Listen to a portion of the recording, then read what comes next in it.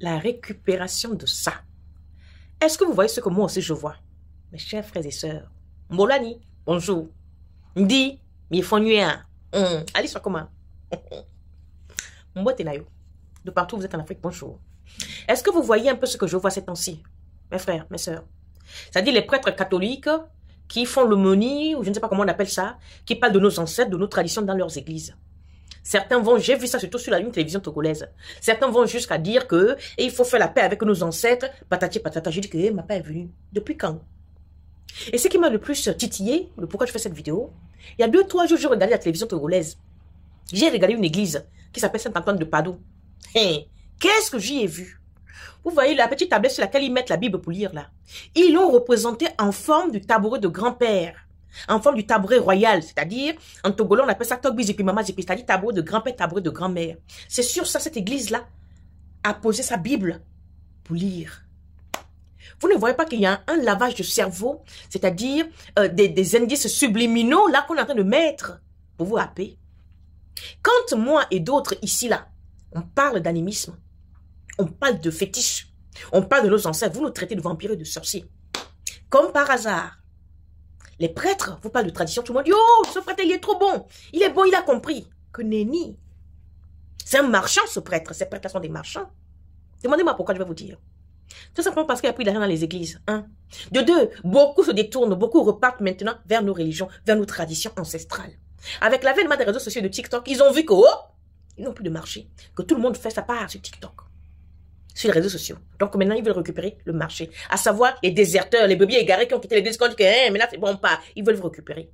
Parce qu'ils savent que si eux, habillés en blanc, ils vous parlent de la tradition ancestrale, vous allez plus les croire. Que moi qui suis assis ici, qui vous parle depuis plus de 10 ans. C'est tout simplement des lavages de cerveau. Ne vous laissez pas berner. L'ordre est donné depuis le Vatican de nous récupérer. De vous récupérer, pas moi, personne ne peut me récupérer. De vous récupérer. Depuis quand un prêtre va parler de la tradition africaine, ça là, eux là même qui ont, c'est-à-dire ceux-là qui sont prêtres, ont persécuté nos ancêtres jusqu'à Oa.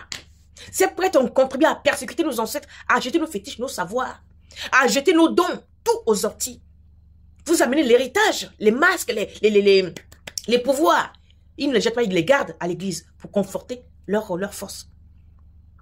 Pendant des siècles, ils ont traité nos ancêtres de diaboliques. Et aujourd'hui, ces mêmes prêtres, si peut-être qu'ils sont africains, vous disent que la tradition est bien et puis vous y croyez. Non. Si vous voulez savoir que la tradition est bien, venez dans vos familles.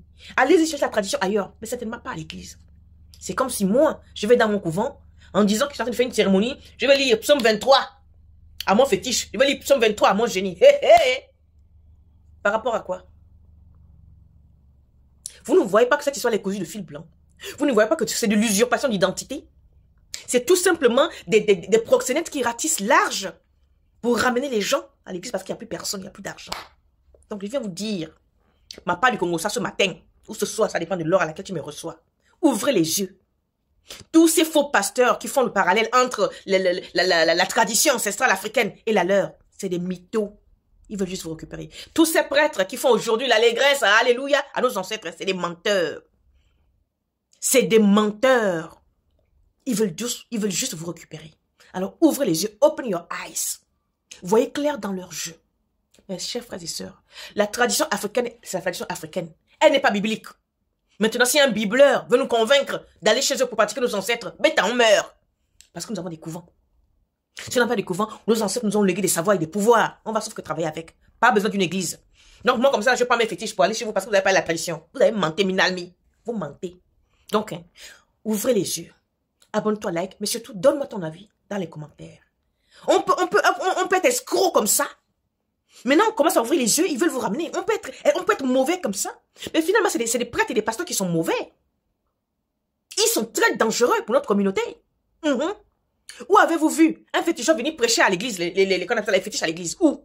Et de quel droit vous prêchez l'ancestralité dans vos églises? Jusqu'à dire que oh non, c'est pas, il faut verser le au grand-père, Minal. D'autres disent, oh, il faut faire les cérémonies des jumeaux à l'église. Depuis quand? Yeah, malé! Abonne-toi, like, à bientôt, commente, surtout. Et surtout, mets toujours un pouce si tu es sur Facebook, si tu es sur YouTube, Asianegra, sur YouTube, sur Facebook, Catherine Adiga, mets un pouce si tu ne veux pas commenter. Ça m'aide, ça m'encourage et ça booste ma page, s'il vous plaît. TikTok, commentez, partagez, voilà. À bientôt.